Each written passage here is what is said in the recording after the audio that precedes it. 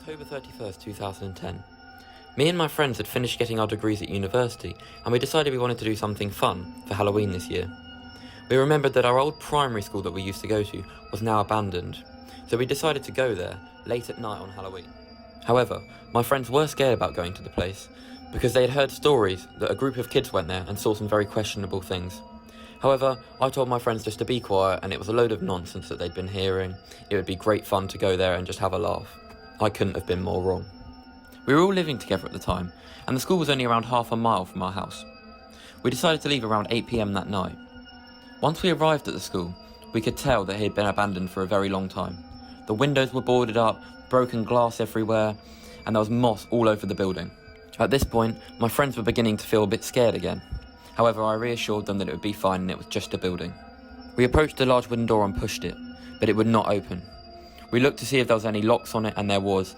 They were not coming off anytime soon. We realised we needed to find another way to get into the building. We walked round to the side of the building, where there was a window which was smashed, but it was not boarded up. We realised it was big enough that we could fit through. So, we picked each other up and helped each other through the window and climbed inside. Once we were all inside, we looked down the corridors and in the classrooms which we used to go to. All of the old lockers and cupboards and all of the rooms, they were all still there, intact. We all got our phones out and started videoing around, making like a vlog. That was when my friends broke the silence. One of my friends said, "Guys, who's this?" He got a notification from an unknown number on his phone. It just said ... We all gathered around him and thought, this is strange, at 9 o'clock at night on Halloween, from an unknown number. Could it just be a friend playing a prank? So, he texted them back and said, "Who are you?" The unknown number replied, "I can see you." At this point we were like, yeah, of course you can, this is just some silly Halloween prank. We were very, very wrong. Again, the number replied, "I can see you. You're inside the school." This was when we thought, how? What's going on? Did one of our friends follow us? My friend texted back and said, "How? Who are you?" The number started typing again, and he said, "I can see you. You're inside my school." We got very worried at this point, because we thought maybe someone has bought the school and now owns it. So we texted back and said, "Oh, is it your school? I'm very, very sorry. We're very sorry for coming in. We'll leave immediately. But, how did you get my number?" He replied with, "Look out of the window." We all approached the window and turned off our flashes.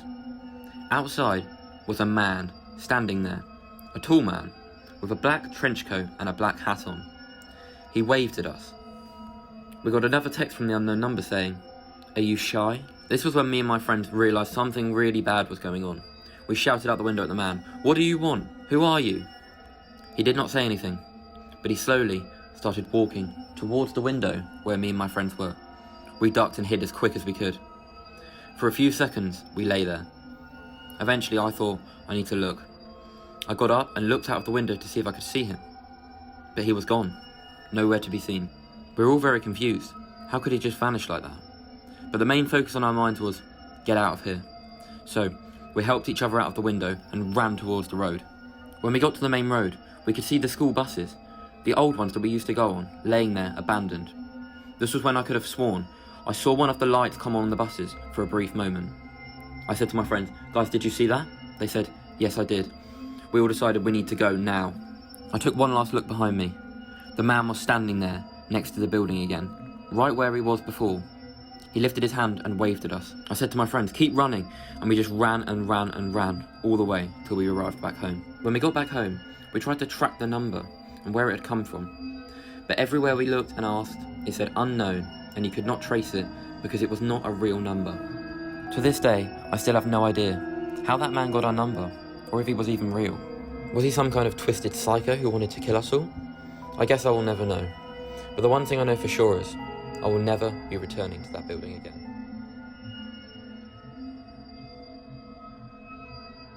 It was summer 2015. I was 19 years old and I decided to move out of my parents' house. There was a house which was going very cheap. It needed a lot of work on it, but I decided to buy it and do it up myself. I was living in the house while I was doing it up and working in a car dealership. I was doing quite well for myself. But I felt very lonely. I wanted someone to talk to, and I would have loved to have a girlfriend at the time. So I turned to Tinder. I met this girl on there and we started talking. She was very nice, but I couldn't really tell her personality because it was all over text. She would always refuse to call, and I didn't know why. We'd been talking for about 2 months, and I said, "Would you like to FaceTime?" She bluntly said no. This was when I thought, that's a bit odd, but I didn't want to question her, so I said, okay, no problem. We spoke for around another month before I said, I really think we should FaceTime or call someone, because it's been this long, it's been about 3 months now. She eventually agreed and said, okay, we can call, but not FaceTime. I said, okay, sure. I thought it was strange that she did not want to FaceTime, but I just accepted it because at least she was going to call. I was still doing up the house at the time and living in there.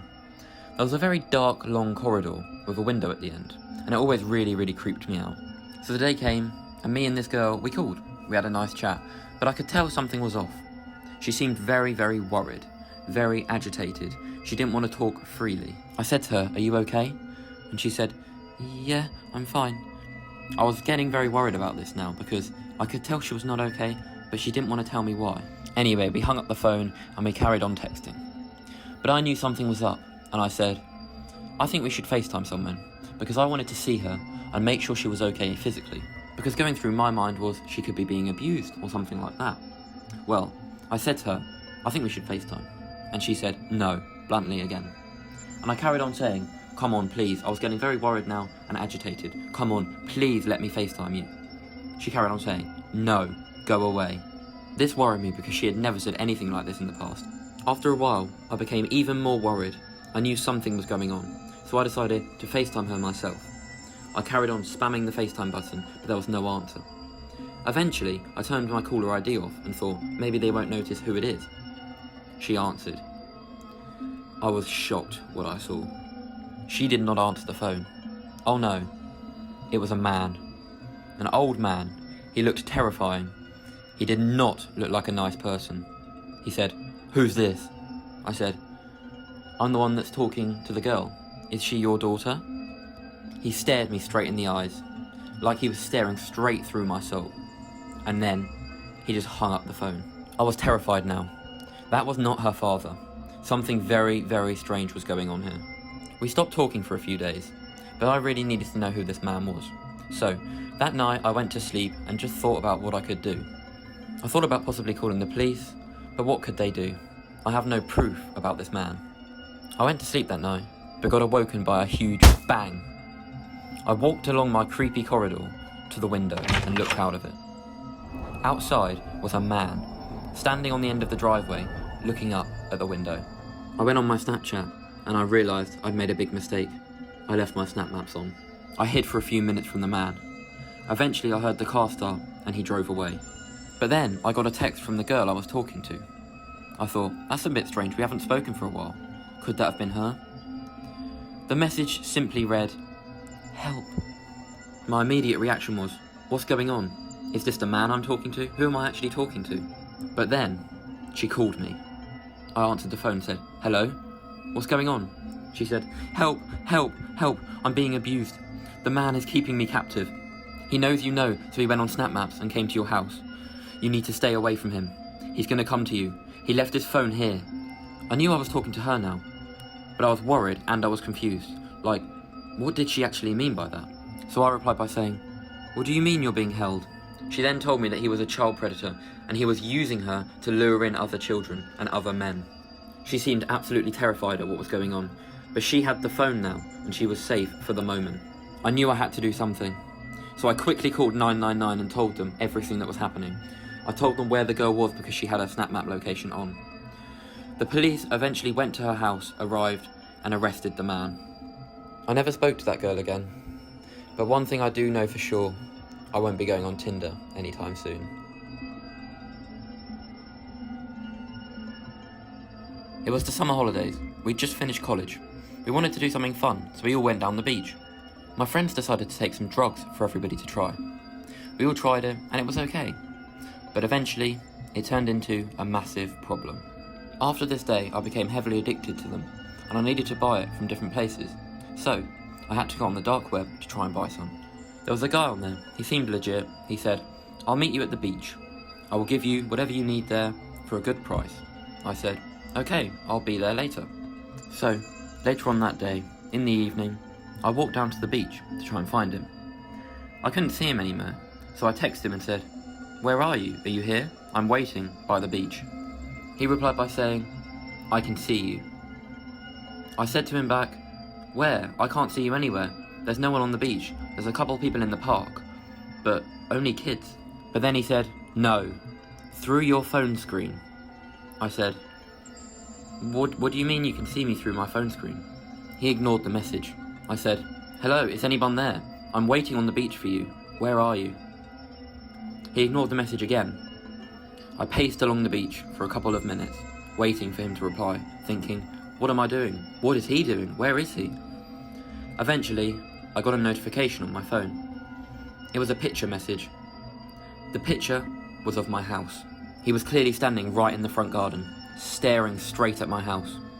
I quickly said to him, what the hell are you doing there? I said the beach. How did you get my address? He sent a message saying, the dark web is a magical place. This was where I realised I had really mucked up now. I didn't know what to do. This guy was standing in the front garden of my house, and I was on the beach waiting for him. My parents were at home, so I quickly called my mum and said, Mum, there's someone in the front garden. Don't let him in. She said, where? And then she realised. He was standing on the porch, staring straight through the window. My mum told me she could hear him. There was someone there, banging on the windows, treading really loudly on the porch. She said, what are you doing? Who is this guy? I just said, I have no time to explain at the moment.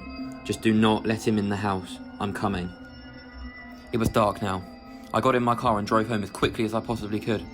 When I got there was no one there. I went up to my door and went inside. My mum was there. She hugged me and said, oh, you silly boy, what have you done? I said, I'll tell you later. Where's the guy? She said, I don't know. He just disappeared. I pulled out my phone and I texted the guy and said, where are you? What were you doing in my house? And what did you mean by you could see me through my phone? He quickly responded by saying, as I've said before, the dark web is a magical place. I said he's an idiot, and I said, what are you doing? Where are you now? What do you want? He quickly responded with another picture message. It was my room. I turned around to my mum and said, Mum, why did you let him in the house? He's here, he's in my room. She said, I didn't.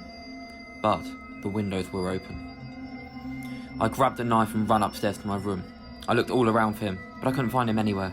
I shouted at the top of my lungs, I swear I'm going to kill you. What are you doing in my house? Then, I looked out of the window. I saw a guy running in the distance out of my driveway. It must have been him. He was running away, and he was gone. I don't know what happened to the man after that, but I do know the biggest mistake of my life was going on the dark web.